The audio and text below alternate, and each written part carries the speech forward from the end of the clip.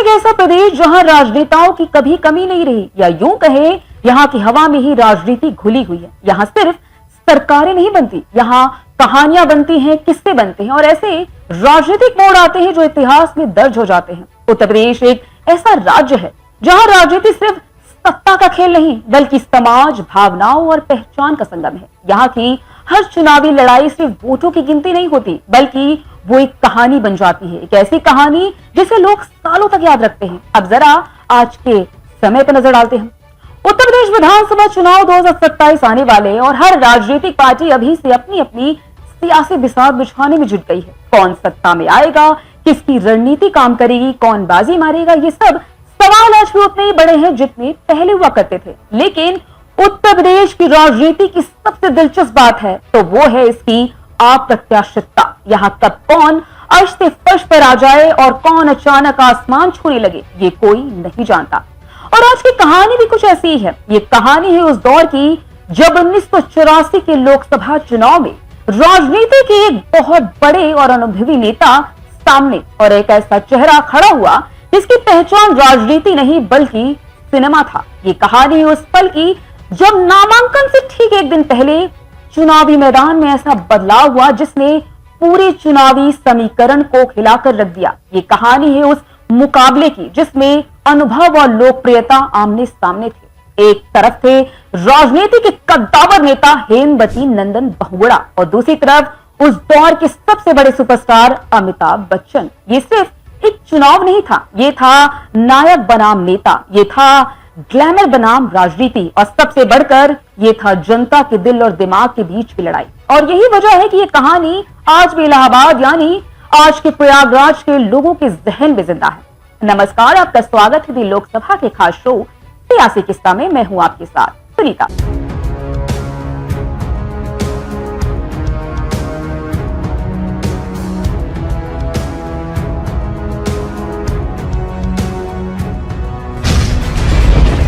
तो आखिर क्या हुआ था इस चुनाव में? क्यों अमिताभ बच्चन राजनीति में आए? कैसे उन्होंने इतने बड़े नेता को हरा दिया और क्यों जीत आज भी रिकॉर्ड मानी जाती है? तो आइए शुरू करते हैं उस ऐतिहासिक चुनाव की कहानी जिसने भारतीय राजनीति को हमेशा के लिए बदल दिया।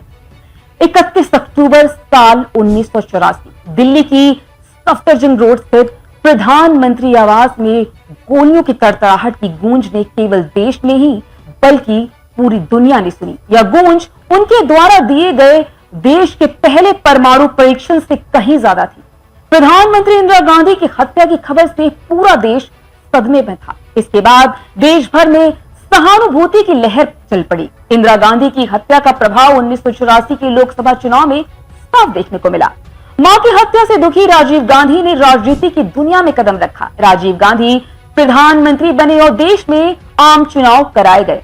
ये वही चुनाव है जिसमें राजीव गांधी ने अपने परम मित्र बॉलीवुड के सुपरस्टार अमिताभ बच्चन को कांग्रेस से टिकट देकर सियासी अखाड़े में उतारा। महानायक अमिताभ बच्चन का सितारा उस समय फिल्मी दुनिया में बुलंदियों पर था। देश की प्रधानमंत्री इंदिरा गांधी की हत्या से अमिताभ बच्चन काफी दुखी थे। इंदिरा गांधी भी अमिताभ को बेटे की तरह मानती थी। दोस्त के कहने पर उन्होंने इलाहाबाद लोकसभा सीट से ताल ठोक दी। दिलचस्प बात यह है कि अमिताभ बच्चन के पहले उस समय कांग्रेस के चर्चित नेता वीपी सिंह को हेमवती नंदन बहुगुणा के सामने चुनावी मैदान में उतरने को राजीव गांधी ने कहा था, लेकिन वीपी सिंह ने साफ मना कर दिया क्योंकि वीपी सिंह बहुगुणा के कद और उसके सत्ता में प्रभाव को अच्छी तरह जानते थे। तो वहीं इस चुनाव में कांग्रेस के पक्ष में जबरदस्त माहौल था। जनता भावनात्मक रूप से कांग्रेस के साथ खड़ी थी। अमिताभ राजनीति की दुनिया में नौसिखिए थे और उन्होंने जिसके सामने ताल ठोकी थे वह उस दौर के सियासी पंडित थे, हेमवती नंदन बहुगुणा। वो राजनीति के हर दांव पेच को बखूबी जानते थे। अब सवाल ये उठता है कि इलाहाबाद जो कि प्रयागराज है, ये सीट आखिर क्यों खास थी?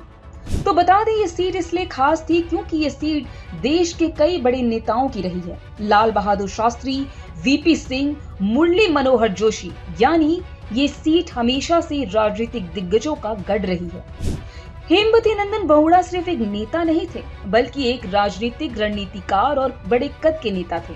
यूं तो बहुगुणा अविभाजित उत्तर प्रदेश तब उत्तराखंड राज्य का गठन नहीं हुआ था कि गढ़वाल इलाके के रहने वाले थे, लेकिन उनकी शिक्षा दीक्षा इलाहाबाद में हुई थी। बहुगुणा की पत्नी कमला बहुगुणा भी इलाहाबाद की थी। हालांकि बहुगुणा लखनऊ और पौड़ी गढ़वाल लोकसभा सीट से भी सांसद रह चुके थे, लेकिन 1984 में वह इलाहाबाद से लोक दल के उम्मीदवार थे। पूरा विपक्ष उनके पीछे एकजुट था। हेमवती नंदन बहुगुणा कांग्रेस छोड़ लोक दल में शामिल हुए। 1984 का आम चुनाव इलाहाबाद से लड़ रहे थे और उनके सामने थे उसी सदी का सुपरस्टार अमिताभ बच्चन। बहुगुणा 2 बार उत्तर प्रदेश के मुख्यमंत्री रहने के अलावा देश के प्रधानमंत्री चौधरी चरण सिंह के कार्यकाल में देश के वित्त मंत्री का भी पद संभाल चुके थे। इलाहाबाद सीट पर उनकी पकड़ मजबूत मानी जाती थी। स्थानीय राजनीति में उनका दबदबा था, इसलिए उन्हें हराना आसान नहीं था। लेकिन अमिताभ बच्चन ने इस चुनाव में उतरकर उनका पूरा पॉलिटिकल करियर पलट कर रख दिया।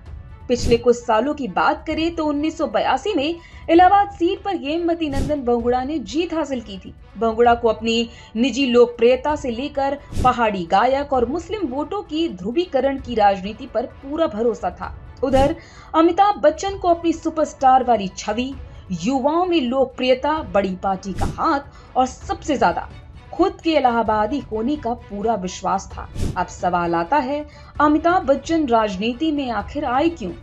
असल में अमिताभ बच्चन और राजीव गांधी बचपन के दोस्त थे। इंदिरा गांधी और तेजी बच्चन भी दोस्त रहा करती थी। राजीव गांधी ने उनसे आग्रह किया कि वे इलाहाबाद से चुनाव लड़े और अमिताभ ने दोस्ती निभाते हुए हाँ कर दी। यह फैसला पूरी तरह से राजनीतिक नहीं था, बल्कि भावनात्मक और व्यक्तिगत रिश्ते का परिणाम था। ये चुनाव पूरे देश में चर्चा का विषय बन गया। एक तरफ था दशकों का राजनीतिक अनुभव, मजबूत संगठन, जमीनी पकड़, और दूसरी तरफ था देश का सबसे बड़ा फिल्म स्टार, करोड़ों फैंस, जबरदस्त लोकप्रियता। अब 1984 के आम चुनाव की बात चली है तो बता दें कि चुनाव प्रचार के दौरान जब अमिताभ बच्चन सड़कों पर निकलते थे तो उनके पीछे पूरा हुजूम निकल पड़ता था। छतों छज्जों पर लड़कियां अमिताभ की एक झलक पाने के लिए टूट पड़ती थी। महिलाएं बालकनी से दुपट्टे उड़ाती, रास्ते जाम हो जाते, पुलिस को बेकाबू भीड़ पर नियंत्रण करना मुश्किल हो जाता। ये देखकर बहुगुणा को अपनी सियासी जमीन खिसकती हुई नजर आई। हालांकि बहुगुणा ने प्रचार में कोई कसर नहीं छोड़ी, बयानबाजी का दौर भी चला। बहुगुणा इस दौरान अमिताभ को नचनिया तक कह गए। बहुगुणा कहते थे, ये भीड़ नेता अमिताभ को नहीं बल्कि अभिनेता अमिताभ को देखने आई है। उस समय इलाहाबाद में अमिताभ बच्चन के नाम की आंधी चल रही थी। एक बार तो ऐसा हुआ कि चुनाव प्रचार के समय अमिताभ बच्चन और बहुगुणा आमने सामने मिल गए। दोनों के समर्थकों में पहले निकलने के लिए नारेबाजी शुरू हुई। तनाव खासा बढ़ गया कि अचानक खुली जीप में सवार अमिताभ बच्चन नीचे उतरे। उन्होंने बहुगुणा जी को प्रणाम किया और आशीर्वाद मांगा तो उन्होंने उन्हें विजय भव का आशीर्वाद दे दिया। उनका यह आशीर्वाद सच भी साबित हो गया। उस समय का एक और दिलचस्प किस्सा है। चुनाव प्रचार के दौरान अमिताभ के खिलाफ 2-3 नारे काफी फेमस हुए थे, जैसे हेमवती नंदन इलाहाबाद का चंदन, दम नहीं है पंजे में, लंबू फंसा शिकंजे में, सरल नहीं आना संसद में, मारो ठुमका और गाओ गाना। ये भी कहा जाता था कि चुनाव में बच्चन अपना रोल नहीं बदल पाए थे और वह खुद को स्टार के किरदार से बाहर नहीं ला पाए थे। अमिताभ सर्किट हाउस में बंद कमरे से चुनाव लड़ते थे।